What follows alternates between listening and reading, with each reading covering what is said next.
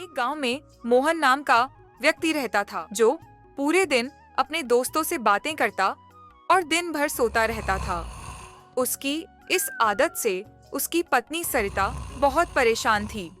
हर रोज की तरह आज भी मोहन गहरी नींद में सोया हुआ था। सरिता अपनी दोनों सहेलियों के साथ बैठी थी। चेहरे पर चिंता की लकीरें साफ दिखाई दे रही थीं। सरिता, आज मोहन क्या कर रहा है? खेत गया या फिर आज भी सो रहा है? अरे गीता, उसे कभी खेत की ओर जाते देखा है क्या? उसका तो आलसी उसका दूसरा नाम है। सरिता कुछ पल चुप रही। उसकी आंखों में आंसू तैरने लगे। गरीबी, ताने और जिम्मेदारियां सब मिलकर उसका मन बोझिल कर रहे थे।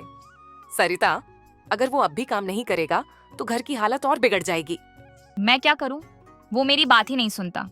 इतना सब सुनने के बाद सरिता घर की ओर निकल जाती है और थोड़ी देर चलने के बाद सरिता गुस्से में घर आ जाती है और मोहन से कहती है, लो, गांव के सभी लोग अपने अपने खेतों पर काम करने के लिए निकल गए हैं, लेकिन ये साहब अभी भी सो रहे हैं। इस आदमी का क्या होगा? मेरा तो नसीब ही खराब है। इतने मोहन नींद से उठता है, आंखें मिचमिचाते हुए कहता है, क्या करूं भगवान, मुझे तो काम करने का मन ही नहीं करता। कहीं भी थोड़ी देर बैठ जाऊं तो मुझे नींद आ जाती है। यह सुनकर उसकी पत्नी सरिता और ज्यादा गुस्से में आ जाती है और सख्त आवाज में कहती है, अपने पास 4 बीघा जमीन है, लेकिन फिर भी हम गरीबों जैसी जिंदगी जी रहे हैं। उठो और आज पूरा खेत जोत कर आओ। अगर काम पूरा नहीं किया तो घर आने की हिम्मत मत करना। खाना भी तभी मिलेगा जब पूरा खेत जोत कर आओगे। मोहन मुंह चढ़ाता है, लेकिन भूख और पत्नी के गुस्से के डर से उठ खड़ा होता है। मोहन के लिए यह किसी युद्ध से कम नहीं था, पर उसे क्या पता था कि आज का दिन उसकी किस्मत बदलने वाला है। मोहन घर से खेत की ओर निकल जाता है। गांव की पगडंडी पर पहली बार मोहन फावड़ा उठाए चला जा रहा था। सूरज सिर पर चढ़ रहा था और मोहन के पसीने की पहली बूंदें माथे से टपक रही थीं। ये पसीना उसे पहले कभी महसूस नहीं हुआ था।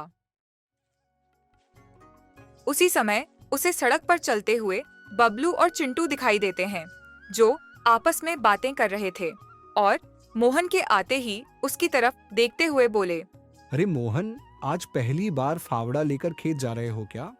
अब तो लग रहा है कोई चमत्कार हो गया। क्या बताऊं, आज सरिता ने साफ कह दिया, खेत नहीं गया तो खाना नहीं मिलेगा और घर भी मत आना। अरे भाई, पत्नी का हुक्म तो भगवान के वचन से कम नहीं होता। मोहन की चाल धीमी थी, लेकिन उसके मन में आज कुछ बदला बदला सा था।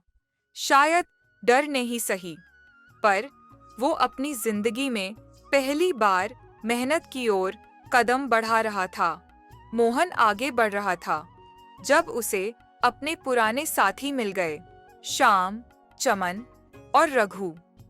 ये वही दोस्त थे जिनके साथ वो अक्सर पेड़ के नीचे बैठकर गप्पे हाँका करता था। अरे, आज तो फावड़ा उतारकर खेत जा रहे हो क्या? पर अगर आलस का ओलंपिक होता ना, तो तू ही गोल्ड, सिल्वर, ब्रॉन्ज तीनों जीतता। हाँ, और फिर कहता मैं तो बस प्रैक्टिस कर रहा था, ये मुझसे ऐसे ही हार गए। आज उसके पास जवाब नहीं, एक उद्देश्य था। तभी सामने से पंडित जी आते दिखाई दिए। उनके चेहरे पर तेज और आंखों में गहराई थी, जैसे कोई विशेष संदेश लेकर आए हों। बेटा मोहन, आज का दिन बहुत शुभ है। जो आज खेत में हल चलाएगा उसके जीवन में सुख शांति आएगी, पर जो नहीं करेगा वो सपनों में भी ट्रैक्टर की आवाज सुनता रहेगा और सफल नहीं हो पाएगा। सच पंडित जी? हाँ बेटा, आज मेहनत का फल तुम्हारे भाग्य को बदल सकता है। पंडित जी के शब्दों ने जैसे मोहन के दिल पर दस्तक दी। उसने फावड़ा कसकर थाम लिया और खेत की ओर तेजी से बढ़ गया। पर इतनी तेज धूप होने के कारण मोहन विश्राम करने के लिए एक पेड़ की छांव में रुक जाता है। उसके बैठते ही उसकी आंखों में नींद आने लगती है, लेकिन उसकी बीवी की फटकार सोचकर वह फिर से अपने खेत की ओर निकल जाता है। थोड़ी देर चलने के बाद वह खेत में आ जाता है और थोड़ी देर काम करने के बाद मोहन को पसीना आने लगता है। मेहनत कर बेटा, इस खेत के नीचे तेरा असली खजाना छिपा है, लेकिन याद रखना, आधे रास्ते में हार मत मानना। मोहन चौंक कर देखता है, लेकिन अगले पल बूढ़ा वहां से गायब हो चुका होता है। मोहन के मन में सवाल उठता है, क्या सच में यहाँ कुछ छिपा है? अब मोहन के अंदर एक अलग जोश जाग जाता है। पसीना बहता है, हाथ कांपते हैं, पर वह रुकता नहीं। खेत के हर फेरे में उसे लगता है जैसे जमीन से कोई रहस्यमयी सरसराहट हो रही है। वह खुदाई शुरू करता है।